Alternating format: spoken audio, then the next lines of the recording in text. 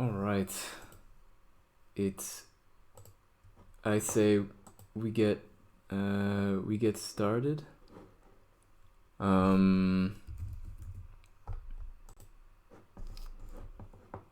Yeah, let's start. Yeah. All right. So yeah, thank you guys for joining in this the very first Blockchain 101 for Socialist live session. It's super exciting to do this. I have to say, this is a project that I've done, maybe for the past 5 or 6 months, I think, or maybe more, maybe 7 months. But it's been a really interesting time. I started off just sort of reading about blockchain and crypto and not really having any sort of source of information that was talking about or analyzing what was going on in this space from a left-wing point of view. It was largely from a very libertarian or a very neoliberal point of view, even if it wasn't like overtly. So it's been really cool to see that other people have also wanted to have this type of discussion and discourse. And so you guys know, I'll be recording, so hopefully I can put this up on YouTube as well. But feel free to ask questions in the chat. I'll be keeping an eye on it.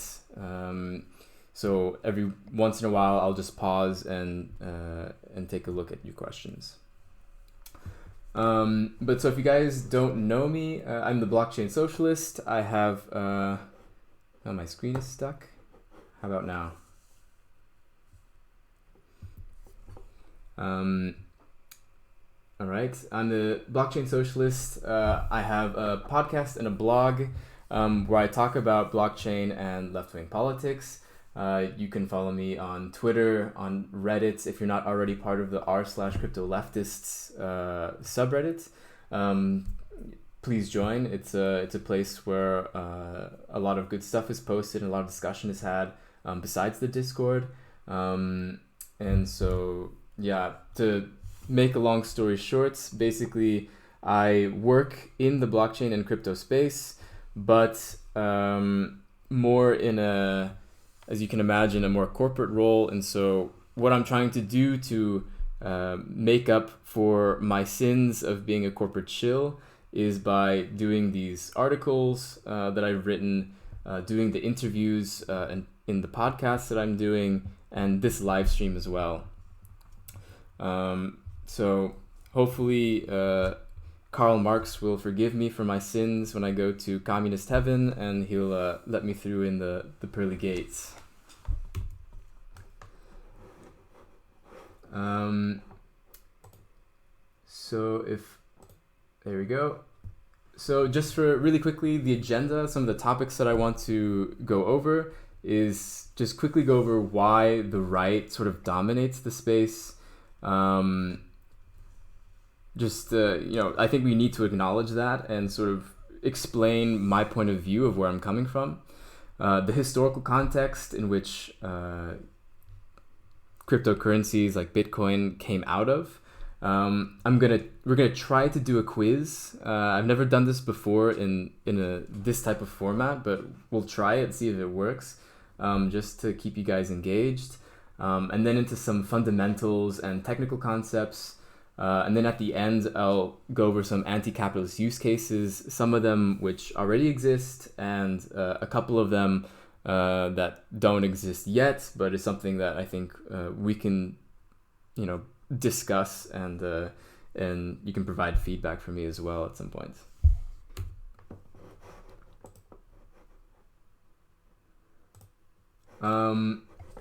So then just really quickly, before we get into it, here we go. So yeah, ask your questions in the Discord. I'll keep an eye out. There's a big chance that you'll have more questions than I'll necessarily be able to answer, just because there's just so much material to cover. But I really try my best to answer all the questions that I can. So if you do have other questions that you think I wasn't able to get to, feel free to ask them throughout the Discord, or see if other people can answer or message me directly. There's no problem with that. There is a chance that if you're coming into this already quite skeptical, that you may not be fully convinced by the end, and that's all right. I won't be offended. Just to please be respectful. When I do describe some of the use cases at the end, I think that maybe you're not convinced that they're worthwhile things to pursue, and that's okay. There's plenty of other types of organizing that you can do, and learning that you can do for furthering a socialist cause or an anarchist cause if you are. Which brings me to my next point, that although I call myself a socialist, anarchists are also welcome. I want to really avoid the sort of leftist sectarianism that's really prevalent sometimes, especially mostly online. In my experience, in real life, it doesn't exist as much, but online it sometimes does. And so I just want to say, if you're an anarchist, you're welcome as well. I'm not advocating that blockchain is some sort of secret technology that is going to solve all of our problems. It's not some sort of panacea. It's something that we need to look at critically in a specific way in order to answer very specific questions. And so that's sort of the lens that I want people to think about blockchain, not as some sort of something that's going to magically solve your problems, but that if you apply it in a certain way, then it could be extremely helpful. I am not ever going to sell you a cryptocurrency. So I know occasionally I get accused of this for some reason, but I will not be selling or be shilling any cryptocurrency. You don't have to buy Bitcoin. You don't have to buy cryptocurrencies. And I especially don't advocate it if you're not in a financially the right place to be in. And then just personally, I am anti-capitalist. I think it's a flawed economic system, and I think we can imagine something better. And I think one of the ways that we imagine solutions, at least for me, is to avoid market-based solutions. So I tend to be very skeptical of solutions that are market-based. So I try to think about use cases for blockchain in a left-wing context that doesn't rely on a market to function. Although, I mean, I'm realistic, and the fact that we live under capitalism makes it difficult to avoid the market a lot. But it's something that I think, if it still involves a market, maybe it's not the end solution, but maybe it's something that is a stepping stone to a larger solution. And in the last case, I will be using memes, so I hope you're prepared for this. Also, I was asked if I'm going to stay anonymous. The answer is, for the moment, yes, just because I still work full time. So I'm trying to avoid any sort of situation in which I have to explain to my boss what I'm doing, because that'll be a Pandora's box to open, and I just don't want to deal with that right now. But I hope in the future I won't have to be. So yeah. The session will last about an hour and a half, probably. It just depending on how quickly we go through it and how many questions there are.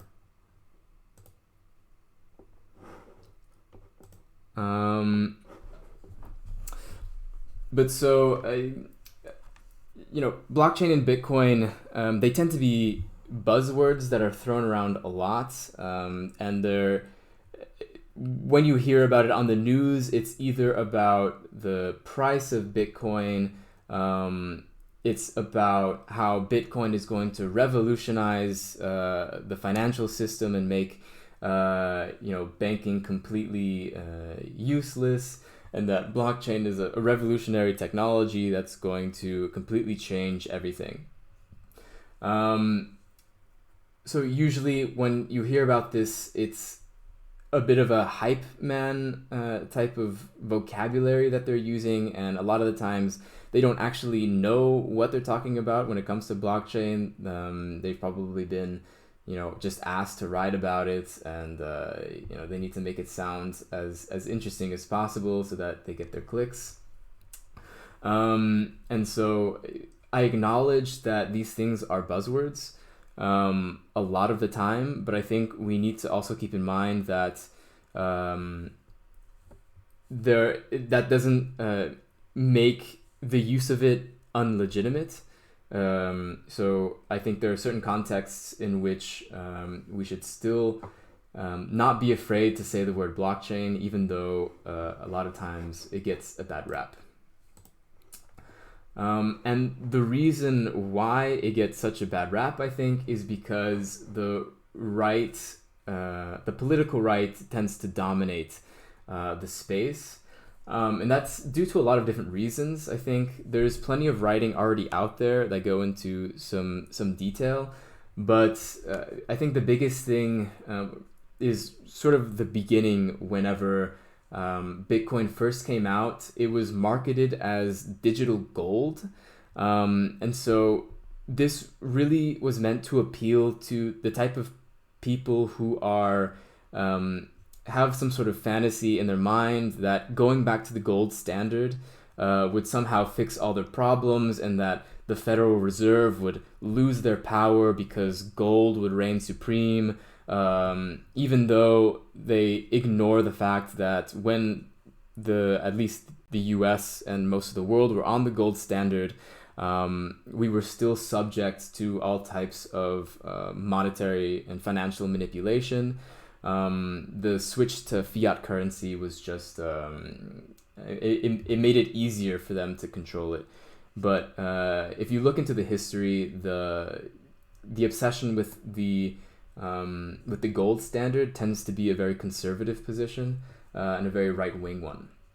And so, like right-wing politics in general, there's a lot of contradictions in their beliefs. So, for example, you hear Bitcoin enthusiasts talk about how they want to push Bitcoin for people to use every day, as if it's a usable money and we need to reach public adoption at a mass scale. While at the same time, they also discuss that they need to accumulate as much Bitcoin as possible, so that when finally it does reach public adoption, they'll be rich off of it.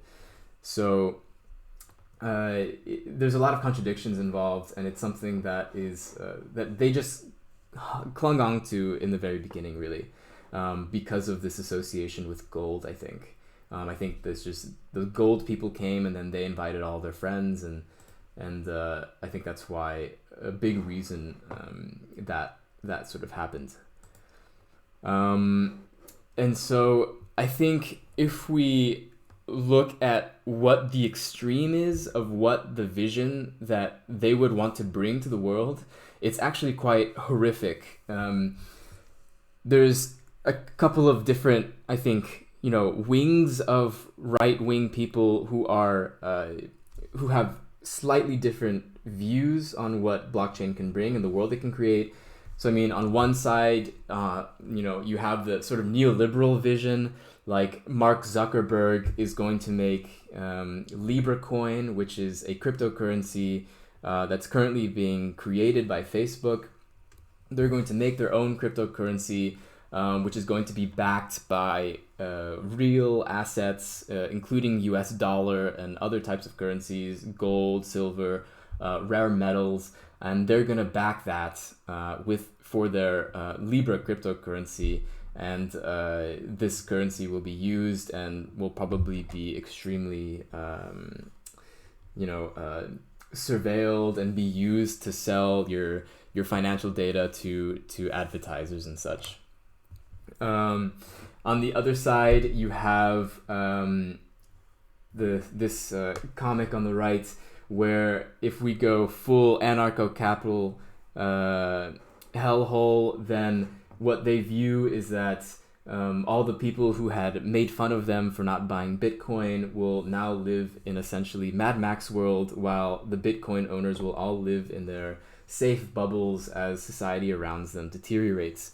So this is something that they probably won't admit, outright, but is basically what is the conclusion if you take their vision, I believe. So this is something that I think is very important that we avoid, essentially.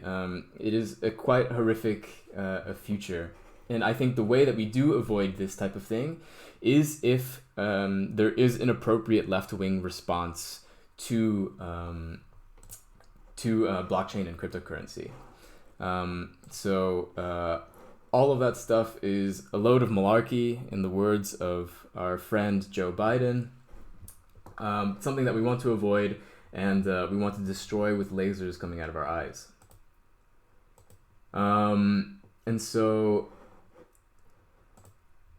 just to make the point that I think the reason that the left has sort of ignored blockchain and cryptocurrency quite a bit, I think is because, not that I want to get into like purity left-wing politics or anything like that, but I think when it comes to the online left, sometimes we sort of disregard certain things that we associate already to the right wing. I think there's been a very good media campaign of the right wing with dominating cryptocurrency, essentially.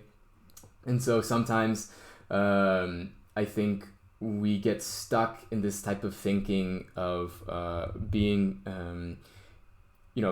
having a very specific approach to building power, whereas I think in reality, or in real Marxist tradition, I think we need to adjust according to our material conditions. And right now, our material conditions just involve the internet. They involve the digital world, and we need to realize that that space is also a battleground in a sense. And it's something that we need to take more seriously. And so, I think this is something that is going to take a lot of time, and is something that, I, and hopefully you guys along with me, are going to work to fight back against that and create an alternative vision to it. And so, that's what I want to say on that. So the next part is just the history of blockchain and where it all came from. So in case you guys don't know, back in around 2008, I don't know if you guys remember this, but the world was going a pretty big recession, where all of these banks were shown to have committed some pretty heinous financial crimes to benefit their executives and all of the bankers by issuing these collateralized debt obligations and so forth. And a lot of people, when the crash happened, lost their jobs, they lost their house, they were put into some serious dire straits. And it overall really sent the trust in institutions in general plummeting. So people just didn't want to, they didn't trust the government, they didn't trust financial institutions. People were pretty pissed off. But so before this event really happened, cryptographers, so people who are essentially very good at math, called cryptography. It's basically a type of math in which you use math in order to hide messages. These cryptographers whenever the internet happened or was created and became massively adopted, had the idea of bringing money onto the internet, where people can use cash or they can use basically digital money in the same way that they use cash, so in a peer-to-peer manner. And so this was something that had been going on actually for quite a long time. People were trying to make, but was never really successful at doing it without having some sort of third party to make the transactions happen. So you had to rely on this third party in order for your digital money in order to be sent from you to someone else. So that made it not very viable. But so in 2008, at the wake of the financial crash, a mysterious man, woman, or group of people named Satoshi Nakamoto wrote in a cryptography forum online called metsdao.com. He wrote this thing that described what was later to become Bitcoin. And so he released these ideas, and people were like, oh, this is really cool, let me help you with that. So all of these big cryptographers then began to help him on this project. And so in January 2009, the Bitcoin protocol was released. So that was the very first block of Bitcoin. And just to say that as well, on the very first block of Bitcoin, you can read something that says along the lines of, the day is January 9th, 2009, and the chancellor just gave the second bailout to the banks. So it's, sort of commemorating what was going on at that time, and is really a reflection of that time as well. I don't think that necessarily Satoshi Nakamoto, it's hard to say whether or not this person or a group of people were had any sort of political motives in mind, but I think it's pretty safe to say they were at least anti-establishment or skeptical of the establishment. And so if we fast forward 2 years, meanwhile during this time, Bitcoin is being used mostly just by basically hobbyists and nerds who are just interested in what this could bring. And so as this sort of thing is going on, it slowly gains momentum, and by 2011, Bitcoin is fairly well known amongst a select group of nerds, essentially, and it inspires the success of other currencies, which are basically just copies. So things like Litecoin, which is this L coin you can see here. Basically, the maker of Litecoin, all he did was copy the code of Bitcoin and then changed a couple of the variables and then released the protocol. And so you had a lot of these type of projects that came out of it. It was basically Bitcoin, but slightly different. But then in 2015, there was a pretty big shift where Ethereum was released, or I would say it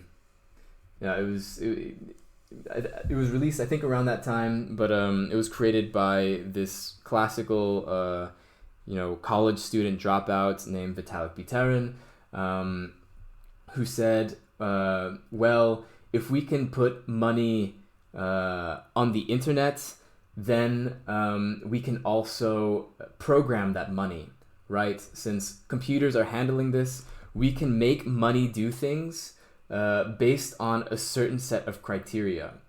So what this is called is smart contracts, saying if something occurs, then make my money do something. And so he proposed this as something that was possible on using a blockchain system. Some people didn't believe him, but it ends up that it's actually quite that it is possible, at least in a rudimentary sense. It is something that we can do. And so one of the first things that comes out of smart contracts, or like the ideas, is the idea of the decentralized autonomous organization. So this is called a DAO. So in 2017, not to be confused with the name of a DAO, but something called the DAO. So this is an Ethereum-based venture capital fund. Basically was using smart contracts in order to make a somewhat democratically run venture capital fund, right? So it was something that they had just started. They were raising money, and then all of a sudden, someone was able to hack into it. Not in the sense that they hacked into an account, but they took advantage of some bugs in the smart contract code of the DAO, and they were able to steal a lot of those funds. So then there was this very dramatic episode where some people said, we cannot possibly let this happen. We can't let this guy get away with it because this is so early. This is one of the first experiments. And so we should reverse it. And then on the other side, you had more sort of ideologically pure libertarians who said, no, this is just a consequence of the game and of the market. And so we should just deal with it. We shouldn't reverse it, and we should just continue with the same blockchain. But basically, the people who wanted to reverse it won, and they stopped the blockchain and essentially restarted the Ethereum blockchain to right before the hack happened, and then they continued the blockchain from there, while another group of people started their own Ethereum blockchain called Ethereum Classic, which is not really relevant today, to be honest. So this event really gave DAOs a pretty bad name and made it seem like it was not possible. But this is really just one of the first experiments to happen. And a lot of progress, I think, has been made to where it's a bit more difficult to perform the same type of hacking that was done before. But so if we move on, after the DAO hack in 2017, you see the huge increase in what's called initial coin offerings, or ICOs. So this was, if you were paying attention at that time, this was really the point when people were making a ton of money on projects that honestly didn't have any sort of product behind it. So what would happen is that some guy with some computer science degree or something like that, or just really good business skills, they would release this very vague white paper that describes some sort of product or service on the blockchain, particularly using Ethereum, and they would sell their token that is associated with that project, and the thought is that if that project is successful, then the value of that token would also increase. So then people would make a ton of money off of it. But of course, these people were basically selling snake oil, and a lot of these products or projects didn't come to fruition, and a lot of people just used it as just a flat out scam. There was just so many people who were trying to make money very fast, so it was very easy to trick people into giving them way too much money. So there are plenty of stories about that you've probably heard, and this also started to give blockchain a pretty bad name, and is, I mean, for good reason. I think why a lot of lefties are extremely skeptical.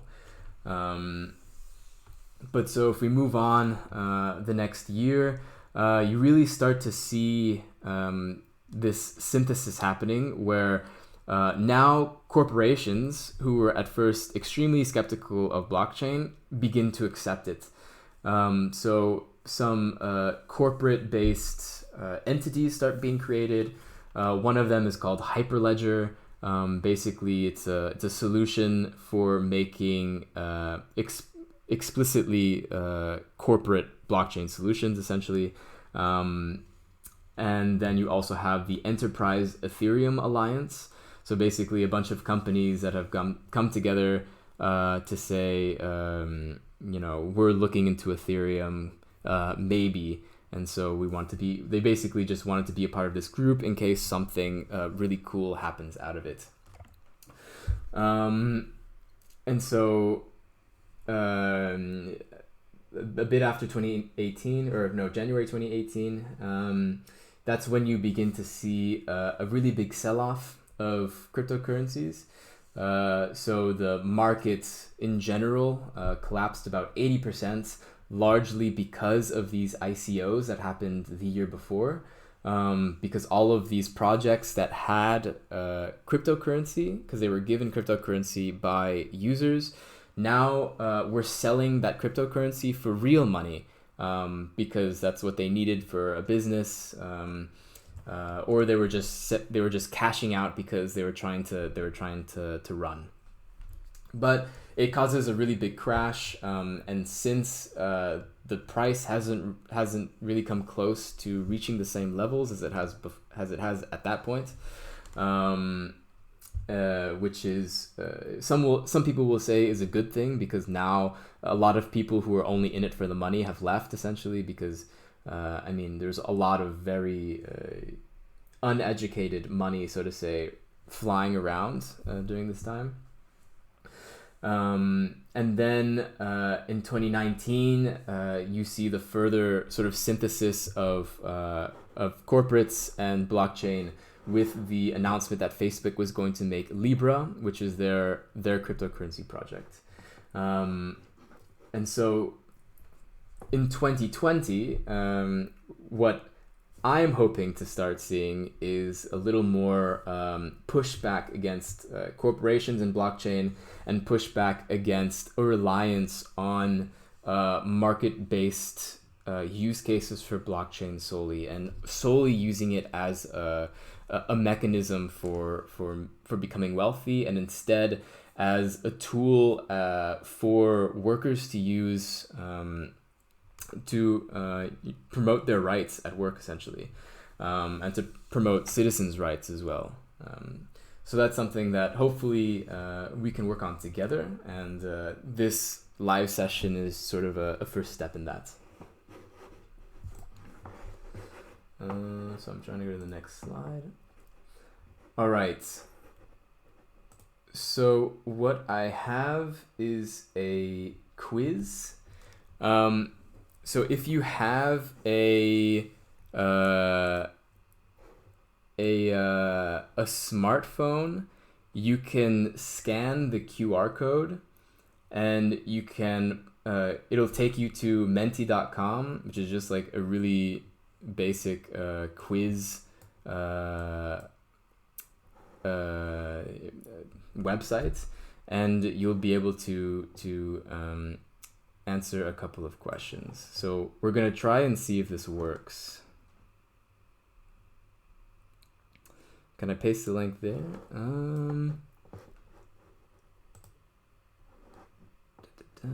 I think I can paste it.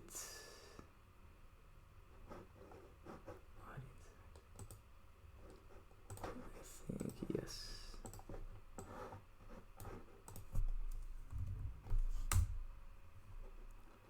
I just sent the link. If I oppose market solutions entirely, or do you think there's a place for market-based socialist economies like mutualism? I think there could be a place for it. I want to say that I'm not like completely against. If there's any solution that is going to help further the cause, then I'm all for it. I just think that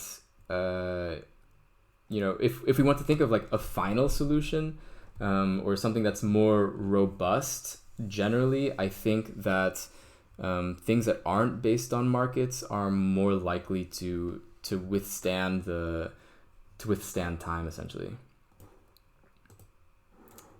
But all right, so this is so hopefully you guys can see this. So which best describes a blockchain? All right. So I think, I'm not sure how many people are in the quiz. It look like there's around 8 people who answered. So I'm guessing some of you probably may not be able to, but that's not a big problem.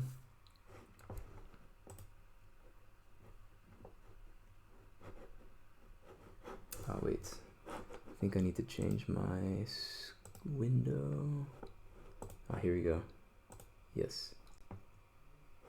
All right, yes. So now you should be able to see what other people answered as well. Yeah. So I'll give you maybe like 10 more seconds. So which best describes blockchain? Is it Bitcoin network, a type of distributed ledger technology, smart contract applications, or a network of computers connected via the internet? So the answer for this one is actually B, so a type of distributed ledger technology. So most of you guys got that right, so that's pretty good. So blockchain is a type of distributed ledger technology, but there are a few others that are not called blockchain. So like holochain is a different type of distributed ledger technology. There's a thing called hash graph. There's a thing called Tangle. There's a few of them, but blockchain is the most popular one.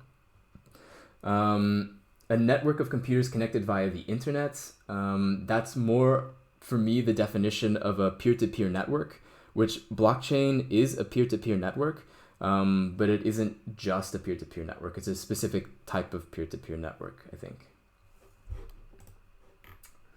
All right. And so if we go to question number 2, is a node? So is it a blockchain? Is it a type of cryptocurrency? Is it an exchange to speculate on Bitcoin, or is it a computer on a blockchain network?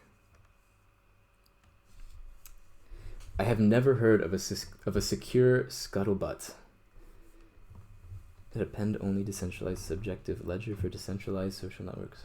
That's interesting. All right, I think this one was easier and everyone got this one correct.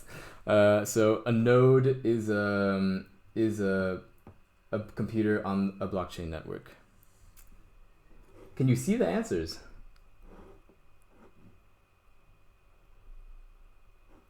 Or what the answer is? On my screen, I can just see the adamenti.com. Oh, okay. Well, we have one more question, so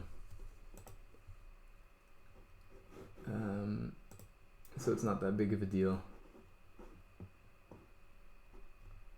So which best describes a hash function?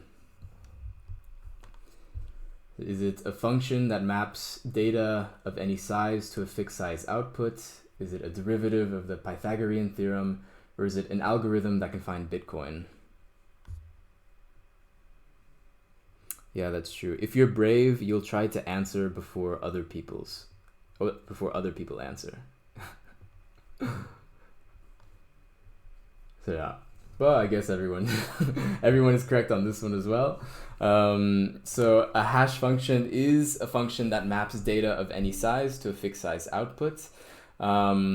So basically what that means is it goes in one direction.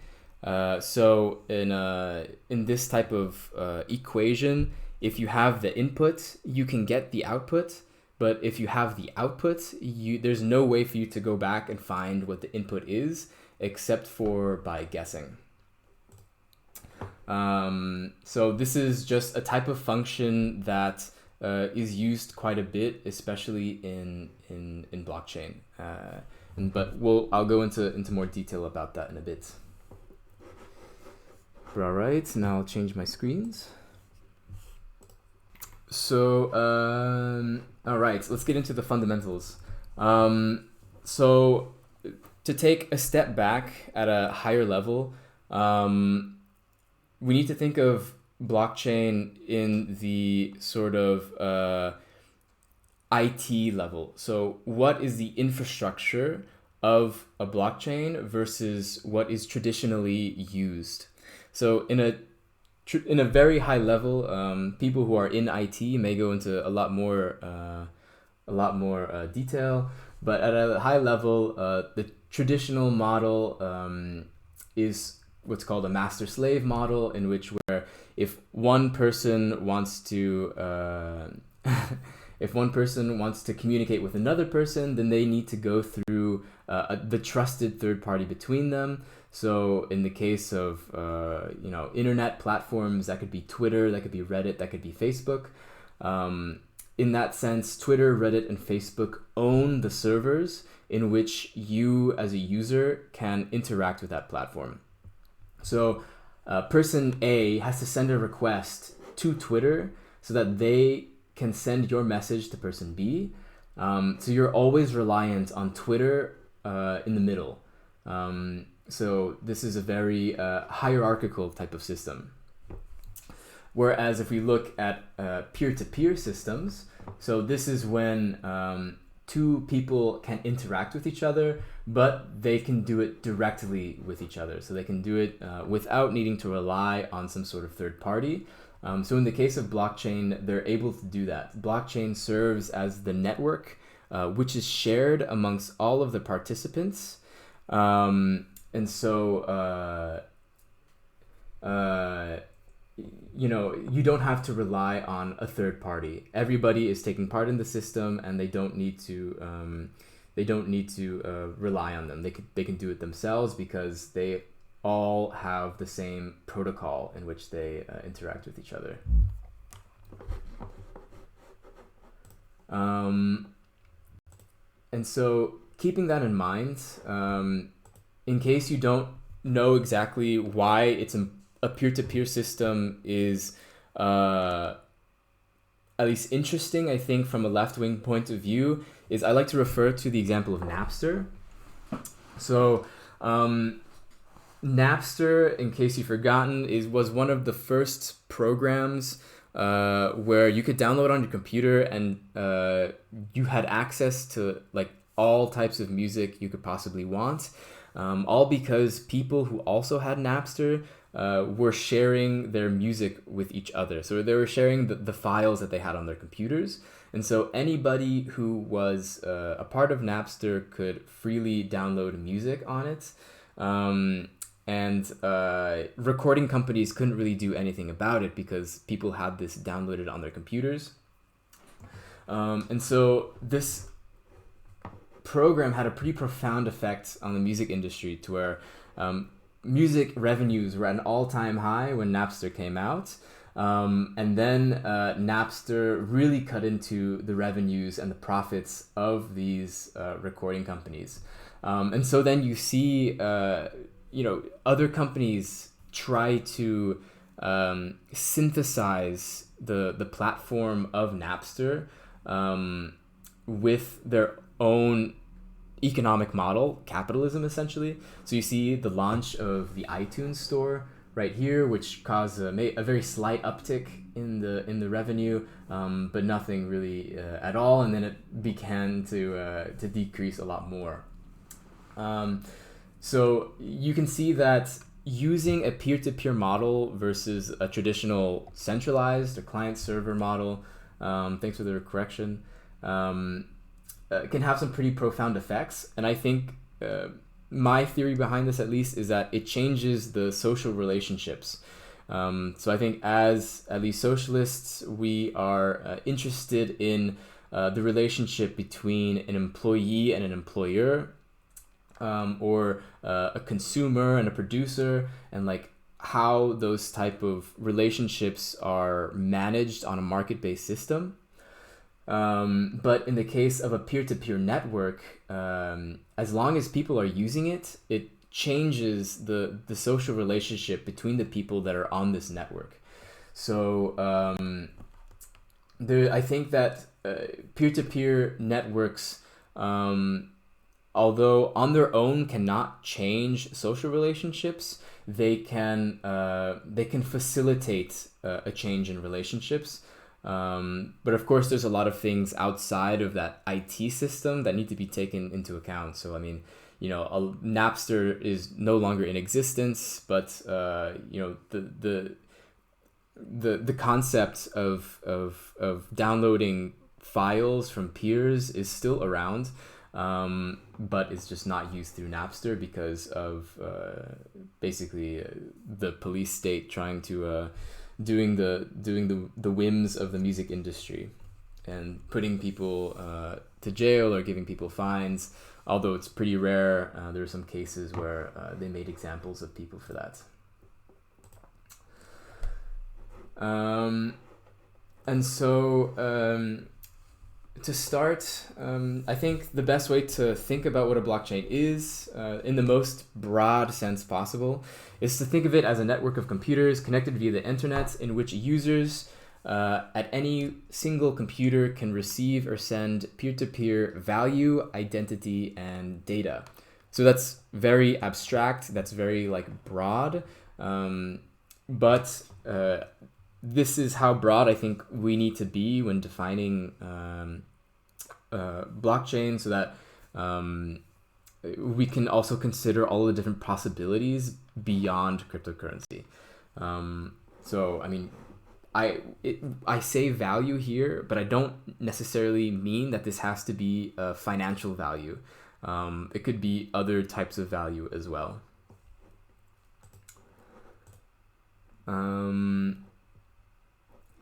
So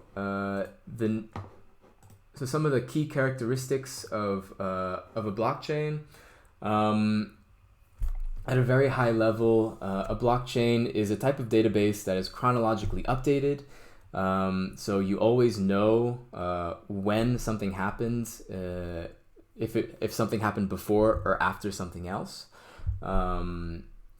It's cryptographically sealed, so it uses really, really complicated math in order to hide certain types of messages. So in some ways, your data is hidden, in some ways it's not. It's consensus-based, so in order for it to function, it requires for the network to reach some sort of consensus or some sort of idea around what the truth is for that database. And it's distributed and shared. So every computer on the network, at least in the case of something like Bitcoin, has the entire history of the blockchain. So they know every single transaction that's ever happened, and they share that information with each other freely. And so if you look at the top right, inside every node is a copy of the blockchain, okay? And so what a blockchain is it is almost very literally a chain of blocks. So each block is a list of transactions. So this is saying, Alice sent 5 Bitcoin to Bob, Bob sent 2 Bitcoin to Chris. All of these transactions are held in a block of a certain time period. And so as blocks get created or added to the database, there is a link to the previous block. And this link is done through hashing, and that's something that I'll go into more detail in a little bit. But so what this means is just that it's basically near real time. It's not real time always, but near real time. It requires fewer third parties in certain cases. It's irreversible and auditable, so you always know exactly where the money is going, and nobody can really reverse some sort of transaction that they've created. And it's a single data source, so it's the single point of truth that these computers on the network rely on. And so another way to think about blockchain is in one sense as a currency and in one sense as a system. So when I talk about blockchain as a currency, this would be referring to something like Bitcoin, where A Bitcoin it measures the quote unquote market value of goods and services as a type of money, or it tries to be a type of money. It tries to intermediate the exchange of goods and services, and people who are fans of Bitcoin will say that it's a store of value, because it's associated with some number of, US dollar. You can trade one Bitcoin for so many thousands of dollars, and so it has value in that way. But blockchain can also be referred to as a system. So this would be the Bitcoin network, or another type of cryptocurrency is called a Ripple, or XRP, and the network is called the Ripple network. So this is the technology behind cryptocurrency as well, in which it allows the cryptocurrency to exist, but it doesn't have to be solely for the use of a cryptocurrency. There are plenty of other different ways, if you're creative, in which you can use it for something else that isn't a cryptocurrency. All right, and so on the next slide, so there are two different types of blockchains, more or less. There are permissionless blockchains. So when I say permissionless, this is referring to any sort of blockchain in which is sold on a market. So this is all the cryptocurrencies. This is Bitcoin, this is Litecoin, Ethereum. They are all public and permissionless. So anyone who has a computer can join the network if they want to. If they have the resources to do it, they can.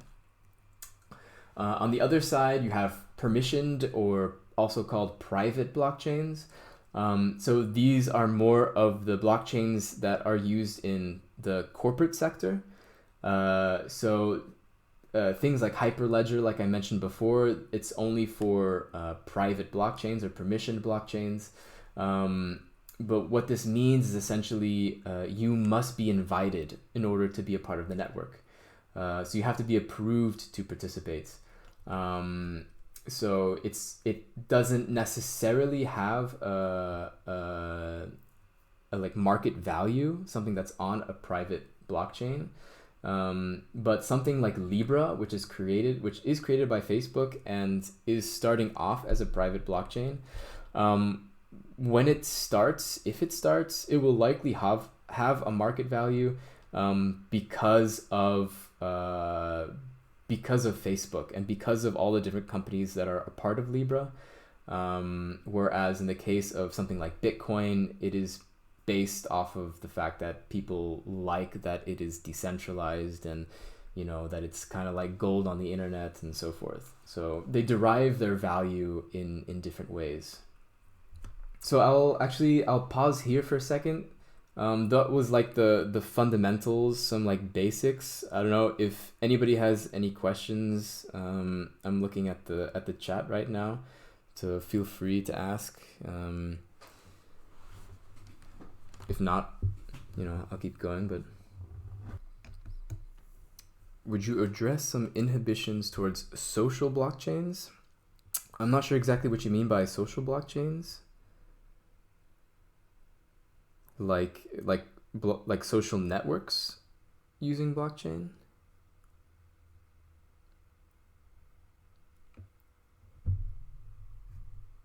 Or do you mean socialist blockchains?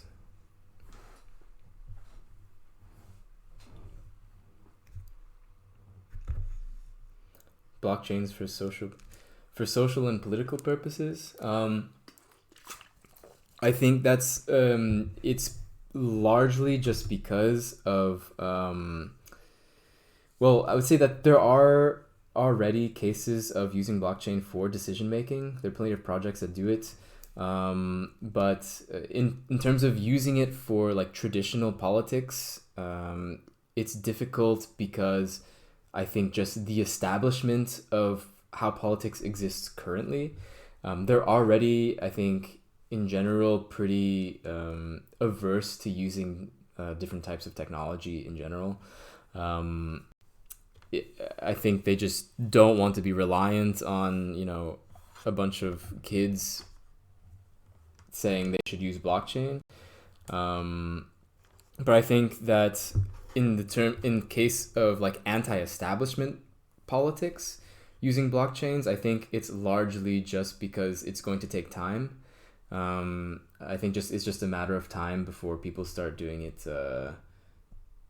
Yeah, it's just going to take time before people have the right systems in place and like people are able to trust it. It's just a maturity thing. In order to join blockchain as a node, does one need systems with advanced rigs that can run Crisis? So to run Crisis, you need like really intense mining equipment. But it really just depends on the blockchain itself. So in the case of Bitcoin, yes, and I'll go into the reason why that is in a bit. But in order to participate for a lot of different other blockchains, you don't necessarily need it. You only need it because of the consensus mechanism that's used. So I'll describe Bitcoin's consensus mechanism a bit. And so that'll show you why you need equipment like that. But I think is something that if we're going to imagine like a socialist blockchain network or something, or a left-wing blockchain, I don't think we should use the same consensus mechanism as Bitcoin. So I don't think it's not something that is required in all blockchains. But it is for Bitcoin in order to be at least to be a miner. So if you want to win Bitcoin, but I'll go into that. So then I'll just continue on the presentation because I think that's a good transition. So the reason that in Bitcoin you can't cheat is exactly because of this sort of problem where you need really advanced or heavy computing power in order to compete on the Bitcoin network. So basically the Bitcoin network consumes a lot of energy, and that energy exists as like a security mechanism for the network itself. So that makes it also very expensive to hack Bitcoin. So to reverse a transaction on Bitcoin. So like if we look at the example on the left, if all of the miners are working on block 91, but one guy, he made a really big transaction on block 74, he would have to make changes to all of the blocks in between and also make the next block. So basically what that means is he just has to use more energy than basically everyone else on the network. So he needs to use over 50% of the energy on the network in order to be able to reverse a transaction. And that's a very expensive thing to do because everybody is using all of this really heavy graphics card equipment in order to do it. Another reason why people don't cheat on Bitcoin is because the value of Bitcoin itself, I think, is largely based on how safe users think that it is. So, like, if you are going to hack Bitcoin, you're hacking Bitcoin because you probably think Bitcoin is worth some type of money, and then you can sell it. But then the value of Bitcoin would drop if you were successful. So I think that's also a deterrent. Of course, you can always make the case, what if some nation state wants to destroy Bitcoin? Then maybe that's a different situation. That wouldn't be related to the value of Bitcoin, but that would be more related to the basically the amount of computing power you would need. So these type of safeguards incentivize users to play fairly, in a sense, at least when I say play fairly, it's really more according to the rules of Bitcoin. And it also solves what's called the double spending problem. So the double spending problem is basically as instead of when I send an email to you, I'm not sending the email itself. I'm sending a copy of the email. Whereas if I were like writing you a letter, I would be physically sending you the letter. But so then this is sort of the standard for the internet. You just make copies of things very easily, but that means that it's very difficult to have a unique asset. And so you have this double spending problem where if you treat money, if you try to make money on the internet and it's not, if it's not unique, then you're basically just making a bunch of money. You're just copying money to someone else, and that sort of defeats the purpose of money. So it solves this double spending problem.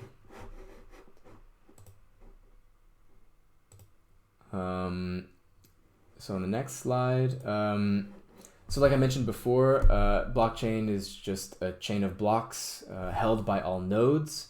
So each block is irreversibly linked to the previous block, and it's linked because there is a bit of information from the previous block in order to create the next block.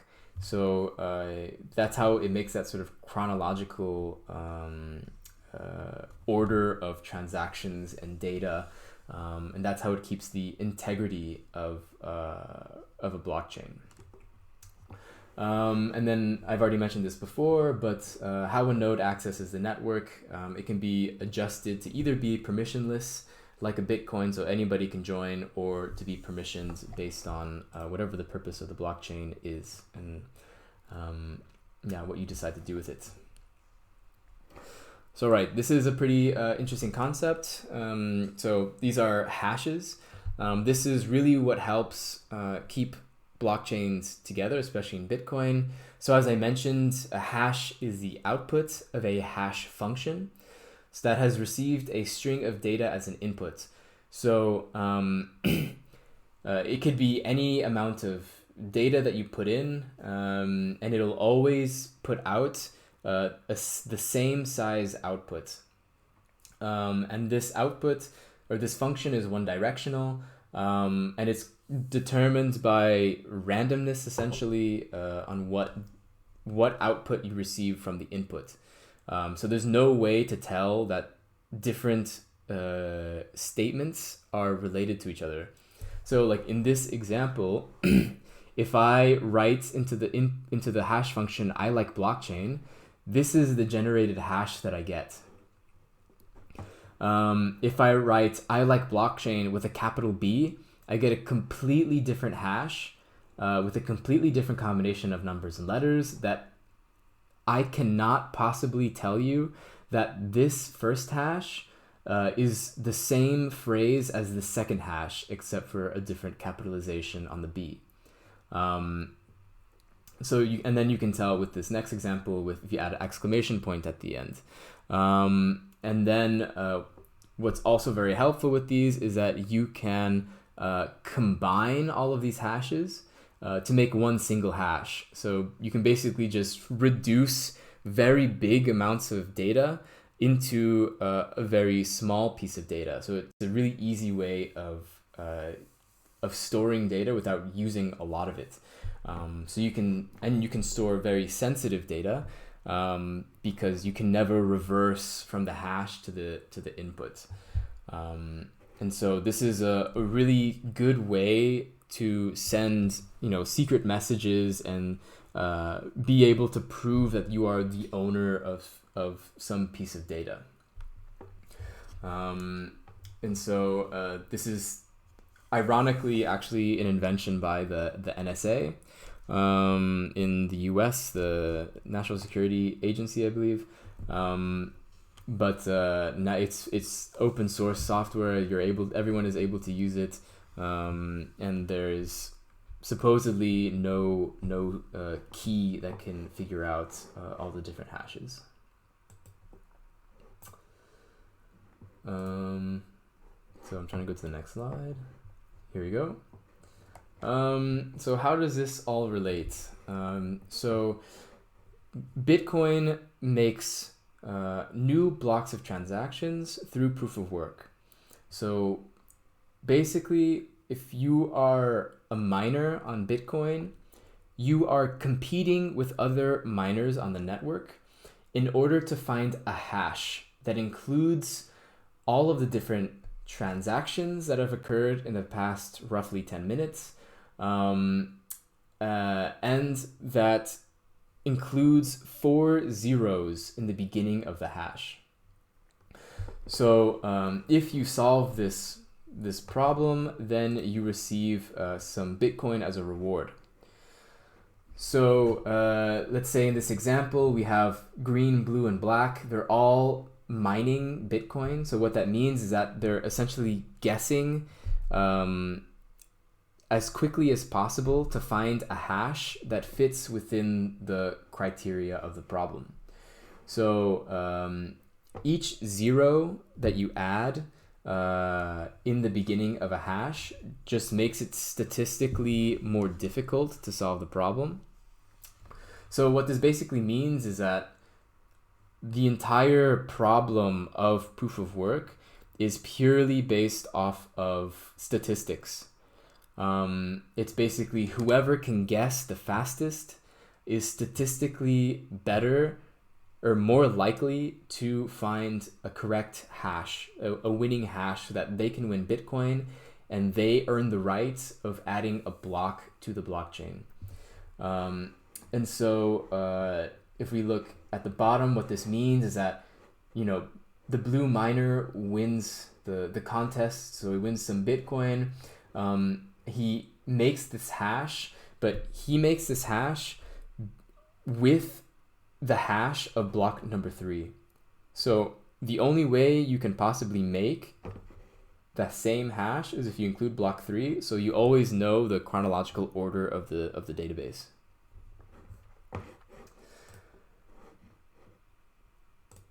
So if we go to the next point, so cryptographic keys. So basically, you need to know, if you're a user of Bitcoin, you need to know how to access your Bitcoin.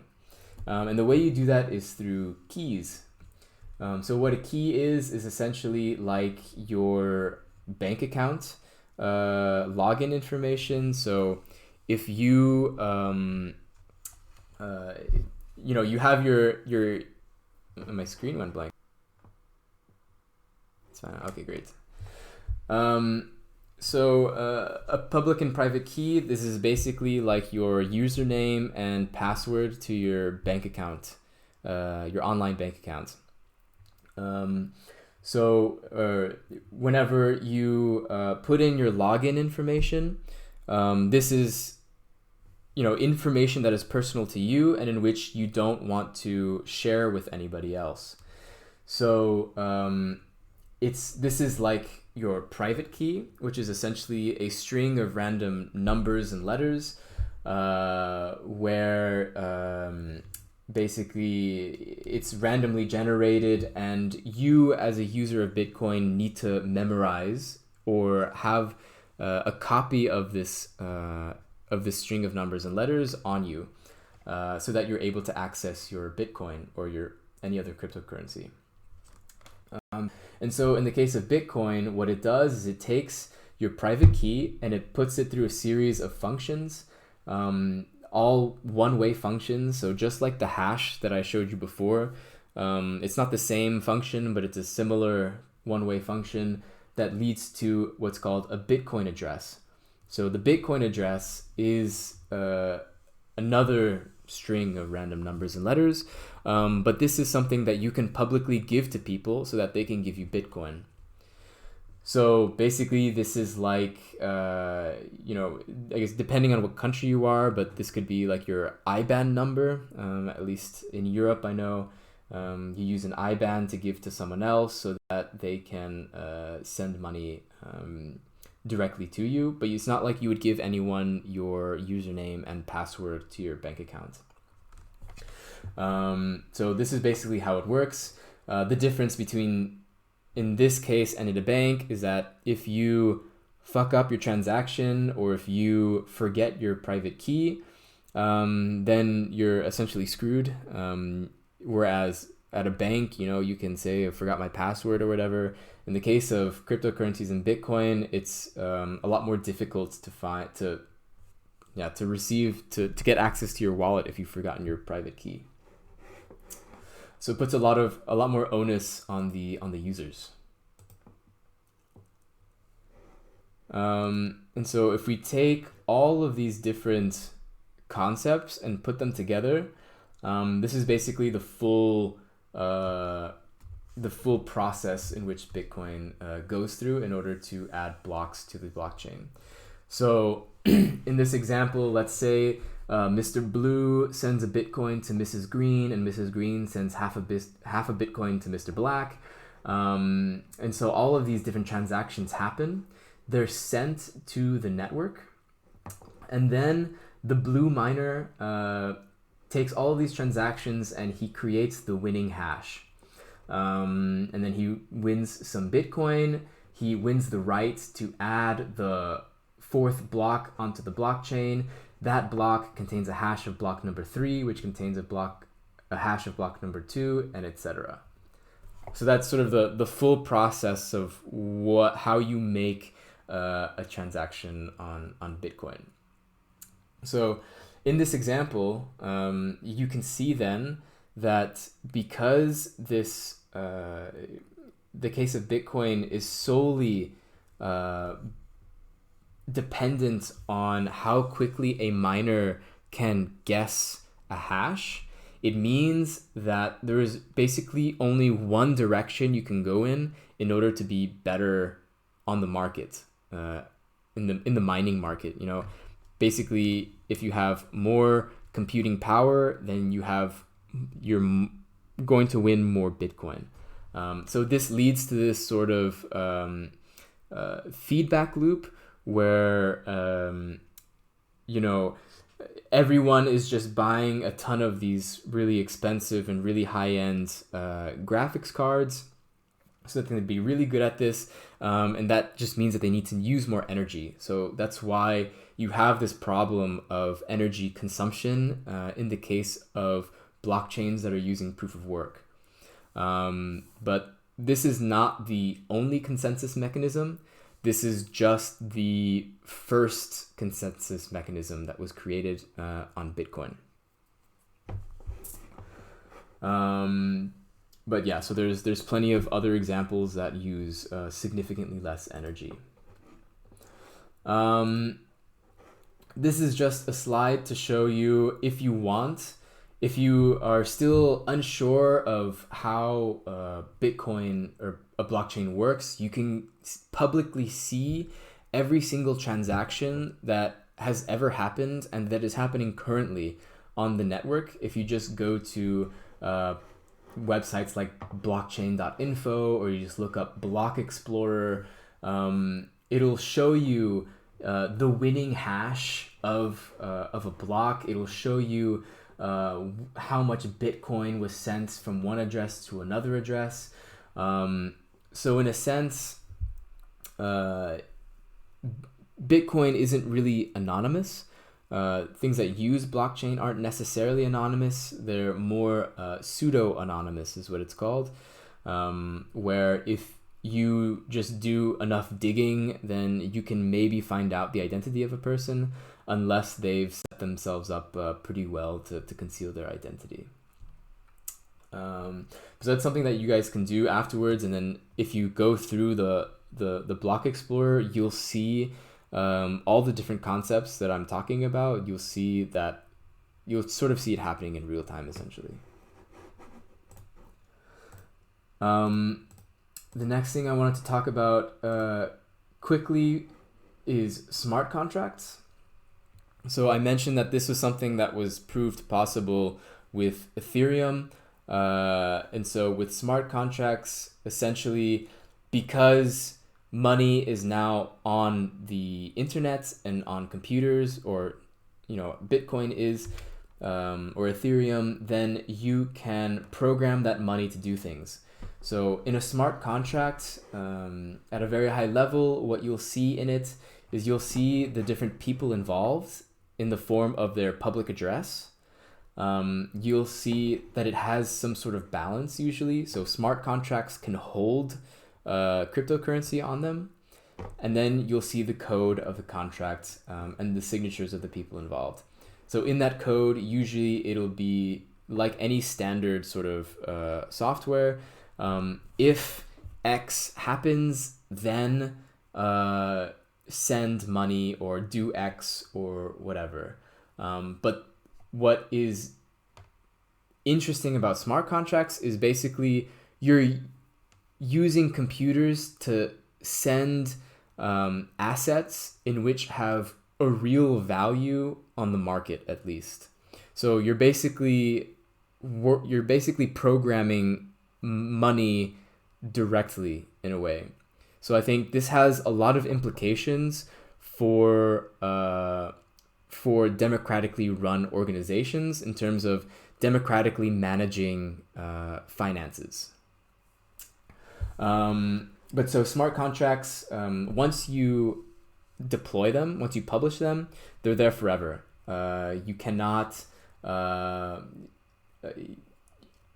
if you sort of self-destruct them, you can't really reverse them. You have to have certain mechanisms built in, or else you're kind of screwed. But so the smart contracts are automatically run, and so you don't need to rely on like an accountant or a CEO or like a board member in order to make money do something. You can make money do something based on some sort of democratic motion or decree.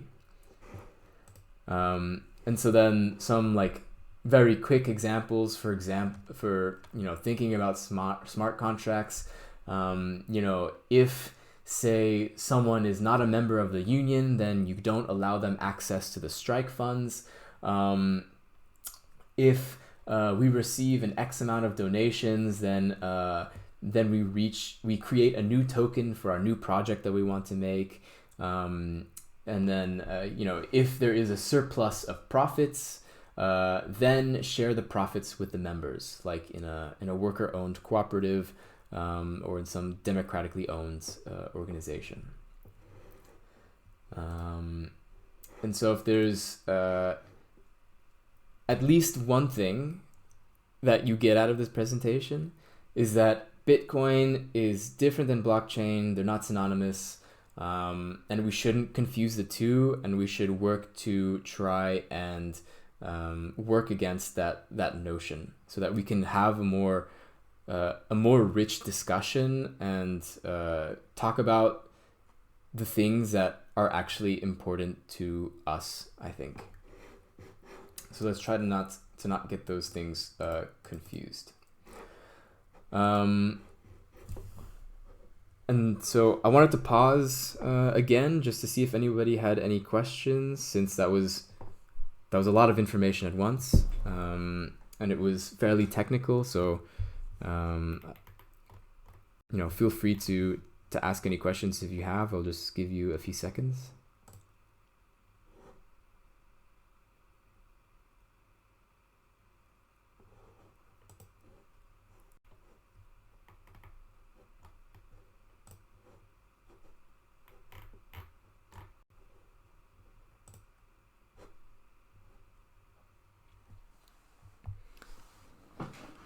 And don't be afraid to ask. There's no such thing as a dumb question. I think a lot of this is pretty difficult to understand in one sitting, I think, and usually requires a bit of going back and forth. So is there a single website that lists all blockchains? There are a lot of websites, like in terms of not from a cryptocurrency perspective. I don't think so, not that I know of. Usually you have more like if you go to coinmarketcap.com is one website that has all of the different cryptocurrencies and like all their prices. You can see like basically almost all of them that are in existence. But usually a website that lists blockchain projects will be a website that is looking at specific types of blockchains. But so you only know, for example, if you're not, so from a not cryptocurrency perspective, there's a high chance that it's a private blockchain. That blockchain won't be, like, people won't know about it unless the people who are in it say that, like, if they say publicly that, hey, we're working on this project, and we, we're all going to use a blockchain. So then everybody knows about that, but otherwise, not really.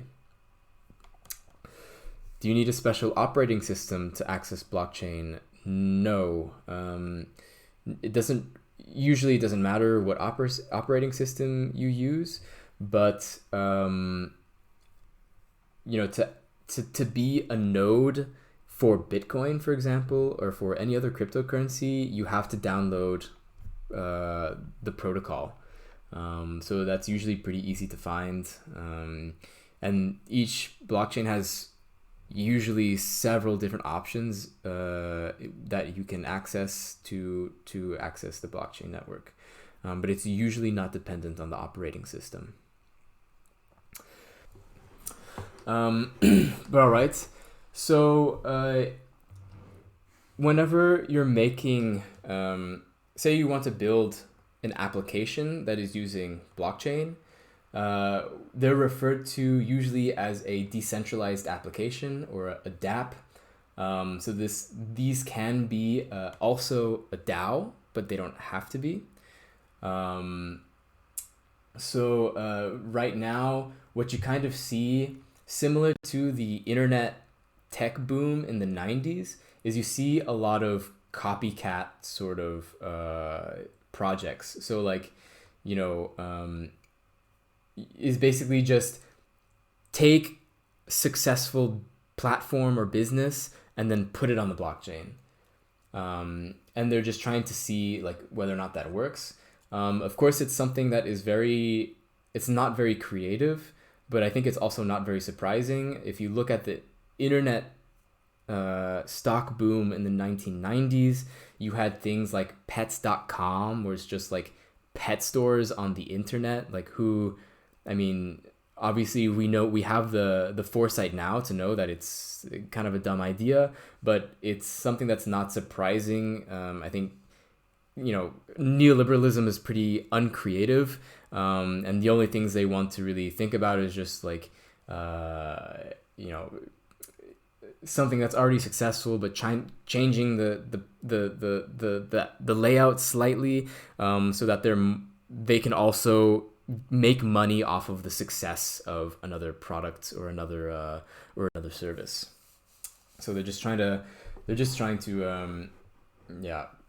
I think it's a part of experimenting, but it's not very creative, but not very surprising.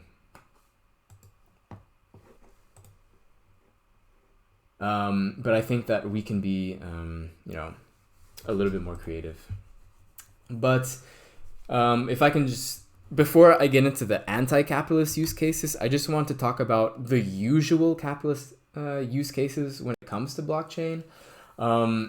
So I think what you're seeing right now, in a very like crude Marxist sense, is essentially a dialectic where you have this very unholy synthesis of blockchain and neoliberalism. So basically, companies are trying to find the way in which blockchain can be used, however, only that in ways in which does not hurt their business model, or that only enhance their business model or enhance the position in which they have in their value chain. So in the past, corporations were pretty hesitant to use blockchain and didn't really want to look at it at all because they saw it as like crazy internet money. But you're really seeing in real time different groups of consultants and companies that are trying to synthesize using peer-to-peer technology like blockchain in order to put it into the corporate world. So I mean, these are some real projects that exist in the corporate world that are using blockchain in production, in real life, for business. And you're seeing things like these type of titles, how blockchain is proving an opportunity and not a threat. So they're really trying to synthesize these sort of contradictory views as a way to continue this, continue capitalism essentially. And so I think it's really up to us that we try and make some sort of alternative. But luckily, I think there has already been some start. So in one of the use cases that I like for decentralized autonomous organizations are platform co-ops. So whenever blockchain was first getting really popular, people were saying they're going to decentralize Uber, for example. Basically, how this can be imagined is like essentially a cooperative of the drivers owning a part of the platform, to where the drivers have a democratic say in how much money goes to the shared pots, what they do with the profits, and things like that, rather than being dictated by the executives of Uber to determine what is done with the money that's created by Uber. So thankfully, there has already been a project that's starting to do that. So in case you haven't listened to the podcast episode, which I highly recommend listening to because it's pretty interesting, but there's a company or a cooperative called Eva Co-op based in Montreal that is doing exactly that. They're using blockchain in order to create a platform cooperative version of Uber. So basically, all of the riders are members of the cooperative. Riders can also be members, and you can be a support member as well. So it's a pretty interesting project, and they're really doing it as a way to fight back against Uber. And to me, I would count this as an anti-capitalist use case, because it is, I think cooperatives are sort of socialism in a very small sense. Of course, cooperatives aren't socialism, but they help people think about what it means to be a democratic owner in an organization that is making value and is making wealth, and to give them rights to that. So the podcast is really interesting, so I would recommend listening to it if you're interested in it. Another example is one that was mentioned earlier, actually, in the chat. So discos. So a disco is kind of like a DAO, but slightly different. So in a disco, they use blockchain, but they're not dependent on it. They only take parts that they need, or in their mind that they need. So it was created by a translation agency called Guerrilla Translation, and basically they are a cooperative, and they make their they base their entire organization on these 7 principles. So they center care work, so they really take feminist economics very seriously. They want to make sure that that type of work is accounted for. And so what they do in this graphic, you can see, is they have, on one side they do pro bono work, and on another side they do agency work, which is work that actually produces profit. And they use the blockchain that they use, which is a private blockchain actually, to create these tokens to reward still people for doing pro bono work versus agency work, and you can sort of make that difference, and they use that within their organization. So if you look up a Disco Manifesto, you can read more into it. It's a pretty big document, but it's a pretty interesting read. But their goals are for open value co-ops for radical workplace democracy, and so they're pretty anti-capitalist. Another interesting example that hasn't really been done in real life, I don't think, but is something that's been proposed by some people out there in the cooperative space, is what's called exit to community. So whenever you are a startup, you usually go through this very usual path where you go through different stages of venture capital funding, where you present to a bunch of VCs and you give them a presentation, and they say, all right, we'll give you $1 million, but we get to keep 50% of the shares. So it's the way that they raise money, because usually these are people who don't have money, but they're making products, and of course capitalism is doing capitalism, and capitalists are taking advantage of that that opportunity. So instead of doing venture capital funded, or doing like an IPO where you sell stock on Wall Street or on the market, or you get bought up by Google or something like that, another option instead is an exit to community, where you allow the users of your platform to have to own shares in that platform. So basically that would take the form of tokens that are kept track of on a blockchain. And so the token that your users would receive for your platform would represent ownership in the profits, as well as a democratic say in voting on the direction of the project. And this is something that I think would really disrupt the usual relationship between labor, capital, and consumers, and just make it would help. I mean, it's something that I think would be more like a socialist economy. And so it's also a way as well to convert traditional businesses or startups into co-ops. So that's something that is pretty interesting. And they have, if you go to Internet of Ownership, they have some pretty interesting stuff about that if you want to read more into it.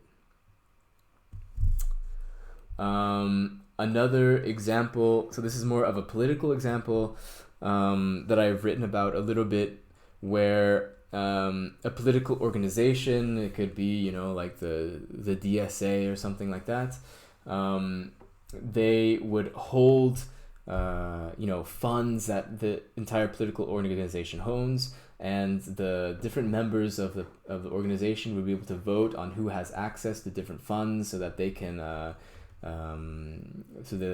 do praxis, essentially.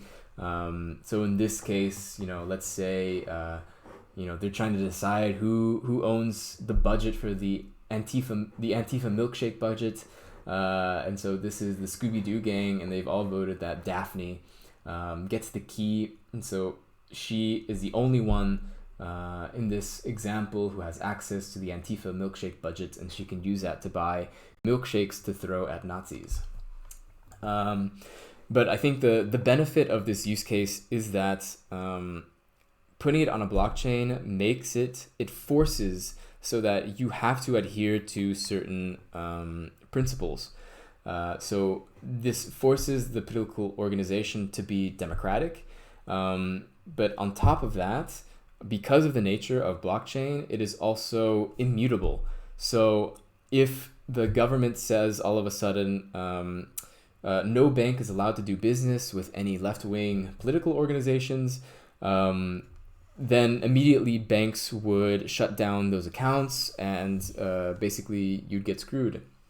But taking advantage of blockchain and cryptocurrencies, which is outside of the state system, could prove as a backup or as a way to make sure that your political organization still has access to capital.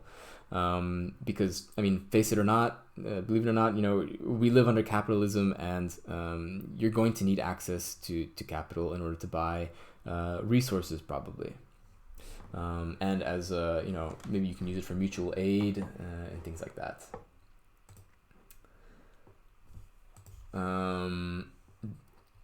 And so if we go to the next one, so this is another use case that I created myself that it hasn't been done before, but it's something that I've discussed with some people on the Discord before. But basically thinking about using blockchain for, instead of private ownership of assets, but instead as public ownership and governance of something like housing. So in this case, let's say we're in Mushroom Kingdom. Mario is a single dad, with baby Mario is his kid, and Luigi is just a single guy. But in this Mushroom Kingdom, which is also currently under socialism or communism, everyone gets access to housing, and they represent that access to housing through a housing token. And so this housing token gives you access to a certain amount of, let's say, for example, square feet in a home. This isn't necessarily saying that this is the example you have to take, but this is just one attempt at it. But so Mario, his token gives him access to a slightly bigger double apartment with his token because he has a kid, so he's entitled to more square feet of space. And so the Mushroom Kingdom has this housing supply, and of course there are more houses, or as many houses at least, as there are people who need housing, and so people can use their tokens to choose which house they would like to have access to. And this is, how this entire system works can be determined democratically by the citizens of Mushroom Kingdom. So this is really something that doesn't necessarily require blockchain to work, I admit, but you need to think about how do you want the social relationships of your made up utopia, how do you want that to look? In the case of you can have a centralized model of public ownership of property, but that means that it makes it a lot more difficult to have a democratic or a more democratic way of owning property. So, I mean, you can build a centralized server to do all of this, but it'll be very difficult for Mario and Luigi to vote on how they would like to see the public ownership of the property dealt out, and it would instead be dependent on some sort of central bureaucracy to manage all of that. Which can be good or bad. It just depends on the specific material conditions of this made-up world that we're talking about.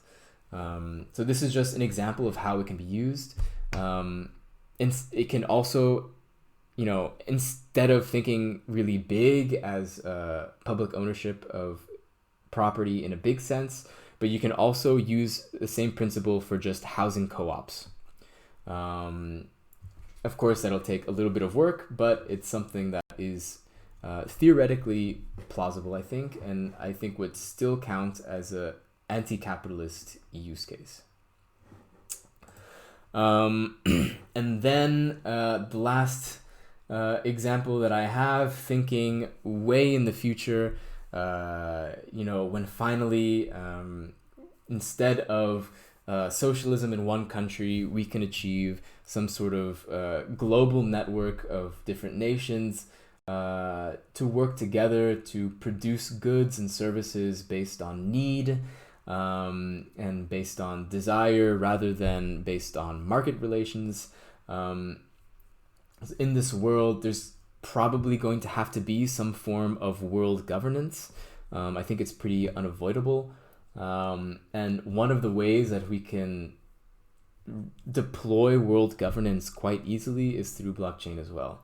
I didn't want to like fantasize some sort of specific way in which that would work, but I think it's pretty easy to see by now that using a blockchain makes it a lot easier to make this type of governance possible. Whereas I think right now it's just impossible to think how we could possibly have world governance with capitalism still there. But at the same time, I think even once we achieve our utopian socialist or communist society, then we're still going to disagree on things. I think it's silly to think that we're all going to be kumbaya once we reach that state. So there still needs to be some type of way in which people who may not necessarily like each other can still govern together. Should be good. So if you guys have any questions, feel free to keep on asking. I'll stay on for a little bit longer. If you have questions later, feel free to message me directly. But so if you liked this discussion and if it's something that you think is really interesting to you, we need more people involved for sure. There are plenty of things that you can do. So I hope you guys will, join all the different communities that I have. There's plenty of things that I need help with. I know that I can't run a community by myself. So if you are, if you have skills in like WordPress, if you have suggestions for the Discord or for the Reddit, if you have any sorts of ideas for growing the community, definitely don't be afraid to send it out. I think, it's still the early stages, so there's plenty of things to do. And so I will try to put this up on YouTube. It'll be on my channel. If you just look up the Blockchain Socialists, it'll be there. I made it not too long ago, so I haven't really been advertising the YouTube very much. But if you look up the Blockchain Socialist, you should be able to find it. It's just the name of the channel.